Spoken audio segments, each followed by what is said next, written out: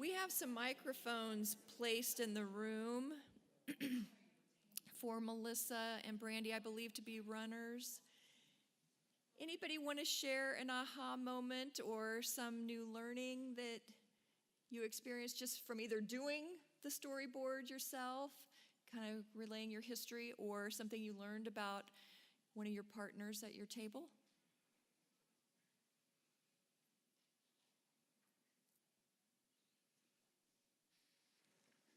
We'll have a lot more fun if it's interactive, guys. Yes, ma'am. Melissa or Brandy? When they were having a fundraiser, it ended up being the same time as another community fundraiser. So they thought, why don't we join efforts?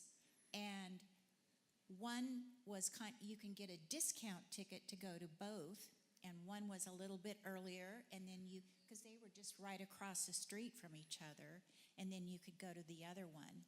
But it was very successful, and it helped both of them. Collaboration, partnership. I'll just add a little bit to that. The Library Foundation, when we chose a date this fall for our really inaugural fall fundraiser, we had previously for 30 years done a garden tour, which raised about from $3,000 to $5,000, which is great. But we have this incredible new library, and know that to continue to make it a vibrant place in our community, it's going to need technological changes as the needs of our patrons changes. We want to keep the facility really nice. So we knew as a foundation that we needed to look for something to step it up, to be quite honest. So we started an inaugural fall fundraiser and went from $3,000 to $5,000 to $45,000 in our first year. When we were choosing a date, we ended up finding that, oh no, after we've got out our early promotional materials, Carriage Factory Gallery was also doing an event that night. So we talked with the director there. Their event was from 5 to 7, ours was from 7 to 9, and said, hey, what if we offer people a discount ticket so they can go to both events? Because we don't want to compete with others in our community. We want to collaborate. So awesome. It was a win-win for both of us. Fantastic. Any other comment? Learned experience? Did any of you, through this process, move over here a little bit, and I'm going to turn down my mic, but in this process, did any of you kind of learn about your own foundation and its history? Some of us have been involved with the foundations for a long time, and our foundations have been in our communities for, a couple decades for some of us. Any learned history just as your time with your own foundation in this process? Any stories on that?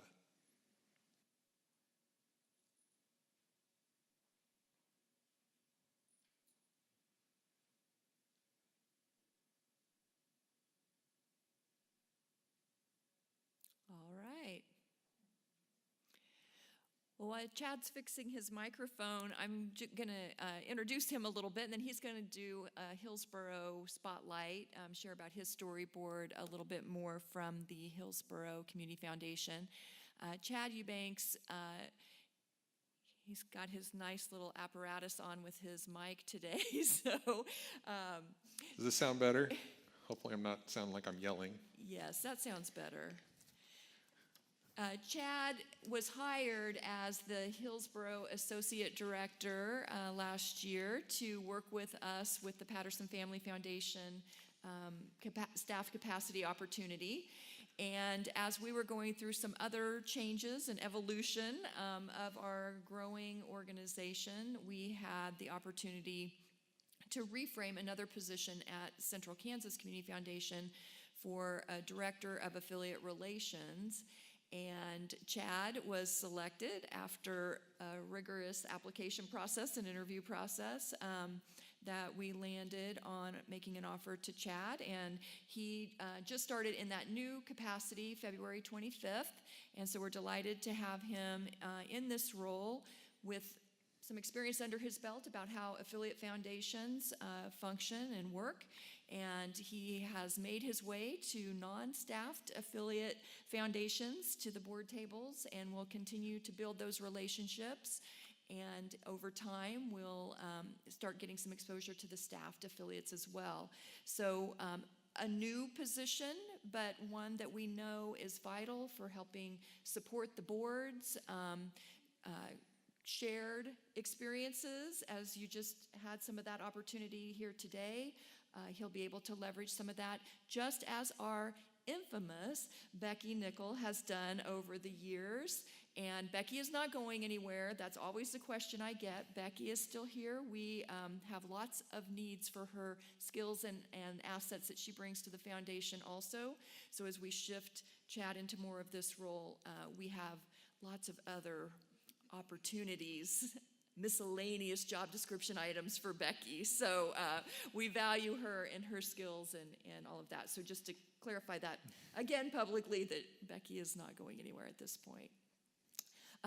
With that, I will turn it over to Chad to do a little spotlight on Hillsborough. So yeah, when, God, it sounds like I'm still really loud.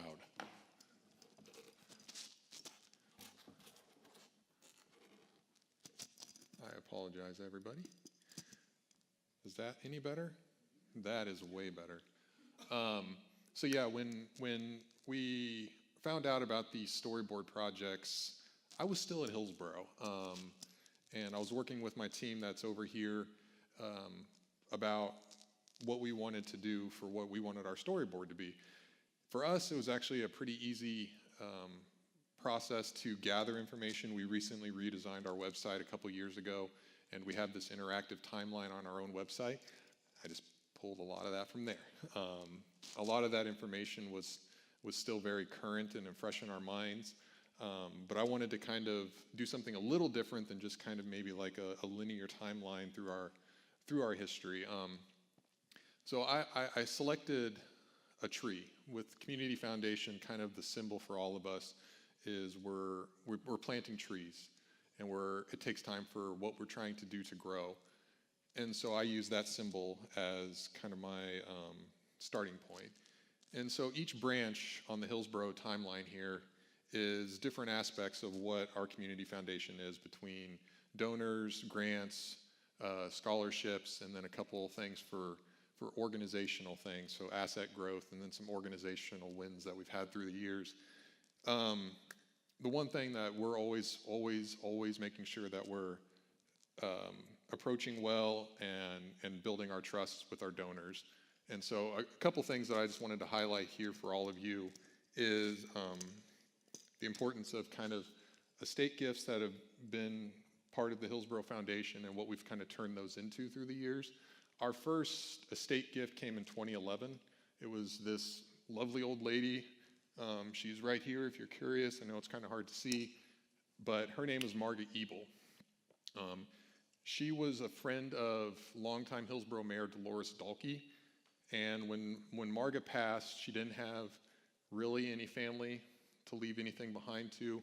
She trusted Dolores, and that was just through conversations and friendships that was built over time. Marga left what was the remainder of her estate to the Hillsborough Community Foundation. Marga was an old teacher. She loved children. We took that knowledge that we had learned from Dolores. We started the Marga Ebel dental program, and the dental program is something that was the first of its kind in the entire state of Kansas. It's funded by the Marga Ebel Endowment, and what it is it's excuse me, it's a program through the USD 410 school district that helps provide financial assistance to families that can't necessarily afford proper dental care for their kids. It also provides screenings at the elementary school to kind of target any early onset problems that kids might have.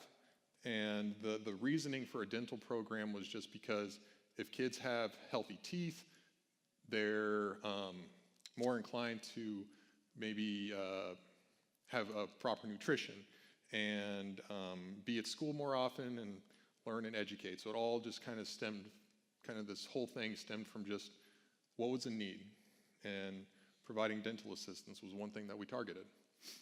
That dental program, again, was the first of its kind in the state of Kansas, and it all started from an estate gift. And that estate gift only came from trust that was built with one-on-one relationships. So The other one thing I wanted to highlight here this morning was recently Hillsborough opened our new large capacity child care center. That was, it's kind of been a project, 5, 6 years in the making at this point. And the Hillsborough Foundation's kind of been involved with it roughly since the beginning. We were kind of the facilitator for local donations to the center. Between our donation collection and our own kind of grants that we applied for and received, the foundation itself generated about $500,000 in revenue or in donations and support for the renovation of our child care center.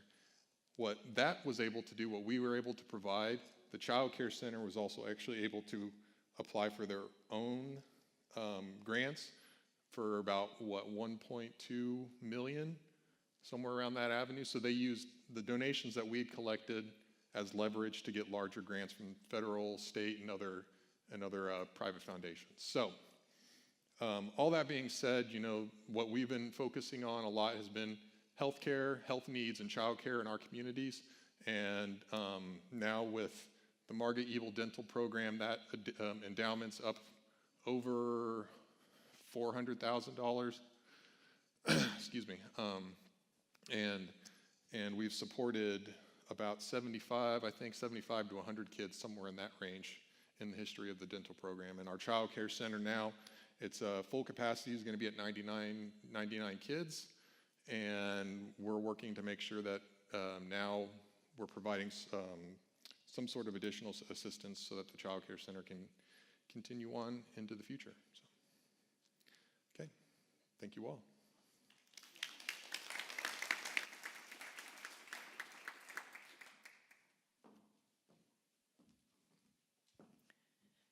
Well, thank you to you all for doing your storyboards in such creative and wonderful ways.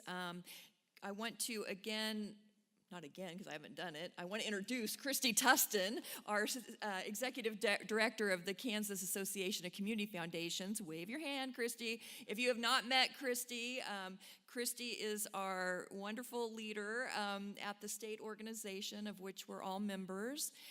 Becky chases after you all to get your questions answered and get all that information over to Christy and her team. Christy has come to the leadership role over there after 19, 20 years at Golden Belt Community Foundation. So she is deeply rooted in everything that we're doing here in our work and understands us inside out. So we're very lucky to have a state director that is so knowledgeable and aware of our needs, and appreciate you coming today to even take a deeper dive into Central Kansas and the work that we're doing. So we're glad she's here. Take some time as you can to say hello to her and share your stories, needs, and opportunities with her. Please use your storyboards in different ways. Christy was even saying, hey, take it down to your local library and set it up as a display. Work with other entities in your community and share it. Build on it. Continue to have it evolve over time as well, because it's a great product to help in bringing forward some orientation to new board members and staff and others as time passes on. So we hope that you found it to be a worthwhile endeavor to do, and it was so fun to see the creativity coming forward. All right, terminology, me and Becky. Oh gosh, you guys need me off the stage here. It will come, don't worry, it will come. But I am here to answer some questions. Yeah, we wanted to take time to name some of the concerns and questions that we've heard at board tables over the past few months. So I'm going to pitch them at Angie, and she's going to respond. Feedback has come about recent spending policy changes, like grant minimums of $500 and other policies that the CKCF board implemented at the beginning